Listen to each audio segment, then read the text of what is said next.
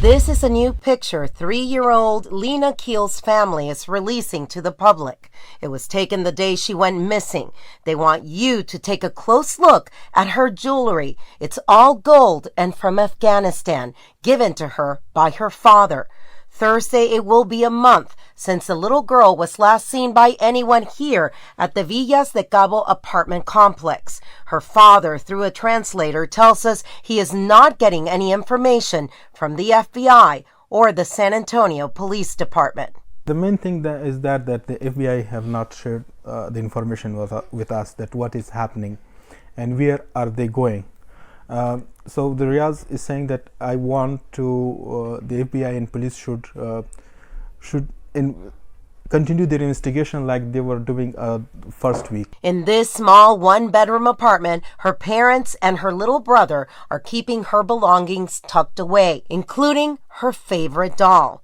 Today, her father is sending out this message to whoever he says abducted his child. Our request is from them is that they should feel our pain and our sorrow that we have right now. They should feel that and return our child back to us. And I have nothing in heart for them. There is no aim of revenge in my heart. I will never revenge my daughter. Just give us the information that where she is. If they have the child, give us it back. And without knowing his name, just leave my child in front of my apartment. Tomorrow night, Lina's father shares with us the sorrow his wife is living through at a time the family should be celebrating. Got his backpack here, shirt and watch right there, shoes, and right up there is where his shorts and underwear are. Got a fish or something in that cup. Yeah, it's dead.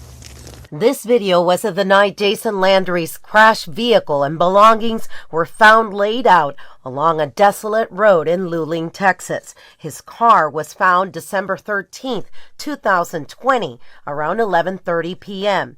There was no sign of the Texas State student. We do believe he's possibly injured. Authorities leave behind some of his things on the side of the road. His father finds them the next day as he searched for his son. This is his toiletry bag. This is his flip-flops. These are Jason's clothes lying in the road. Socks, shorts, it's underwear. The Caldwell County Sheriff's Office also gave us a copy of their dispatcher's calls regarding the crash. Texas State University. Hello, this is the Caldwell County Sheriff's Office. The dispatcher contacts Texas State to check Landry's address off campus. They also call Verizon Wireless to get the location of Jason's cell phone. Verizon gives them coordinates that pinpoint the cell phone on Hoover Street at 2 a.m., nearly 5 miles away from where his car was discovered hours before. Possible naked dude is plotting in the area of that property. I'm sorry, a possible naked dude? Is this the dude from the car accident? Yeah, that's what the fire guy said. The next morning, when Jason's father arrives at the towing company, he finds Jason's cell phone inside of the car. I don't know what the heck happened back here. The Landry family tells us they're upset about recent comments the Caldwell County Sheriff's Office made to the media about their son's alleged use of marijuana the night he disappeared, and of the release of Jason's digital footprints, including these Snapchat videos showing their son's interest for pot. Or like the oxygen part out of the water and been that.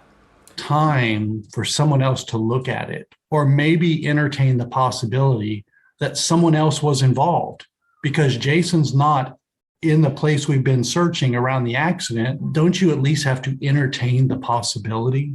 I'm not saying it's right or wrong. I don't know that. That's not my job. That's his job, not to judge my son, is to try to figure out what happened. We asked the Caldwell County Sheriff's Office for an interview. Instead, we received an email that in part states, in preponderance of all evidence collected in this investigation, we maintain that while the disappearance of Jason Landry appears to be a tragedy, there is no credible information that it is a crime. The case will soon be presented to the Attorney General's new Missing Cases Unit. 2 voting rights bills that have made their way to the U.S. Senate. If passed, the big question, how would they affect new voting laws right here in Texas? News 4 San Antonio's Robin Ogunye brings us both sides of the voting rights debate. The laws passed last year by the Texas legislature are some of the most egregious attacks on our fundamental right to vote. I really don't think that there is any voter suppression going on with these new laws. It's a tale of 2 voting bills and 2 views on if they're needed. Charlie Bonner with state voting advocacy organization Move Texas says the John Lewis Voting Rights Advancement Act and the Freedom to Vote Act currently being debated by the U.S. Senate would counteract what he says is voter suppression. Well, the reason so many folks are speaking out against these voting rights bills is because they worked for so long. Texas was found in violation of the Voting Rights Act countless times. What would these bills do? The John Lewis Voting Rights Advancement Act would reverse a 2013 Supreme Court decision that eliminated pivotal parts of the Voting Rights Act of 1965. The Freedom to Vote Act would allow states to begin early voting 2 weeks before Election Day, make Election Day a national holiday, and broaden the types of IDs allowed at the polls. Gary Teal with the Bexar County GOP says Texas's laws don't make it more difficult to vote, just more difficult to cheat the system. Every election is only worth having if the voters have a lot of confidence that the election was a fair one. If they believe it wasn't fair, they stop participating. Both measures have been approved by the House but face a divided Senate. Both sides of the debate say voting integrity is at stake. We stand to benefit the most from the passage of this legislation. We need it desperately right now. The features of our voting laws make it as easy to vote in Texas as it is almost anywhere in the country.